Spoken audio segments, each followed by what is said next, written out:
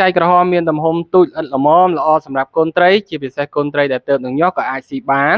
មានប្រូតេអ៊ីនប្រមាណ 50% ជួយឲ្យការលូតលាស់បានល្អមានចលនាយឺតបង្ហាញជាភាពតាក់ទាញសម្រាប់កូនត្រីក្រឹមស៊ីជាអាហារជាប្រភេទចំណីរស់ហេតុនេះធ្វើឲ្យទឹកចិញ្ចឹមរបស់យើងមិនងាយខូចនោះទេសួស្តីបងប្អូនអរគ្នាជួបគ្នាសាជាថ្មីជាមួយខ្ញុំពិសេសអ្នកបង្កាត់ត្រីក្រឹមជាន់ខ្ពស់តើតើនឹងចំណីសម្រាប់កូនត្រីជាពិសេសកូនត្រីដែលទើបនឹងញាស់ខ្ញុំទទួលបានសំណួរពីបងប្អូនរឿងច្រើនគួរសមដែរហើយខ្ញុំតែងតែតបជូនបងប្អូនថាចំណីដែលល្អគឺចៃក្រហមតើតើនឹងចៃក្រហមនេះបងប្អូនយើងមួយចំនួនគាត់ច្បាស់ជាស្គាល់ហើយអ្នកចិញ្ចឹមត្រីក្រឹមហើយមួយចំនួនទៀតដែលគាត់អាចថានឹងទើបតែចាប់ដើមលេងគាត់អត់ស្គាល់នោះទេហើយគាត់សួរខ្ញុំថាចៃក្រហមហ្នឹងអីគេទៅហើយយើងទៅរកវានៅណាអីចឹងណាបងប្អូនហើយវីដេអូនេះខ្ញុំនឹងបង្ហាញបងប្អូនតើអ្វីទៅជាចៃក្រហមដែលជាចំណីដ៏ល្អសម្រាប់កូនត្រី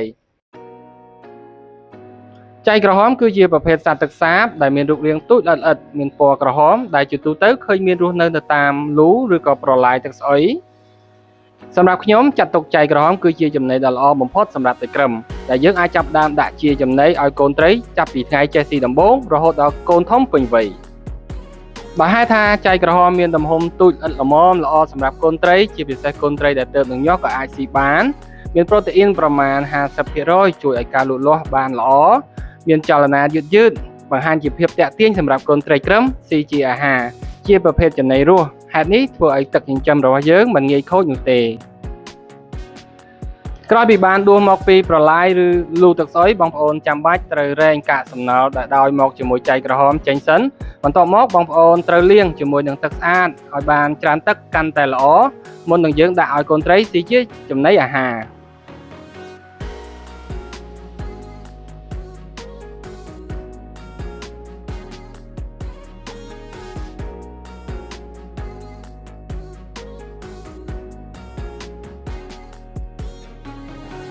ដោយហេតុថាចៃក្រហមនេះដួសមកពីប្រឡាយឬលូទឹកស្អុយជិះមិនផុតទេបងប្អូនដែលដោយជាមួយនឹងសត្វល្អិតផ្សេងមុននឹងដាក់ឲ្យកូនត្រីជាពិសេសអាយុក្រោម1ខែបងប្អូនគួរកត់សម្គាល់បន្តិចទៅកុំឲ្យលាយឡំជាមួយសត្វល្អិតផ្សេង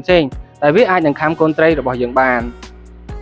ចំពោះការដាក់ចំណីគឺខ្ញុំដាក់មួយថ្ងៃចំនួន2ដងគឺពេលព្រឹកនិងពេលរសៀលបរិមាណដែលត្រូវដាក់គឺសមស្របទៅនឹងចំនួនកូនត្រីដែលមានក្នុងធុងនីមួយៗប្រសិនបើបងប្អូនមានពេលវេលាគ្រប់គ្រាន់បងប្អូនអាចដាក់ម្ដងបន្តិចប៉ុន្តែច្រើនដងគឺកាន់តែល្អ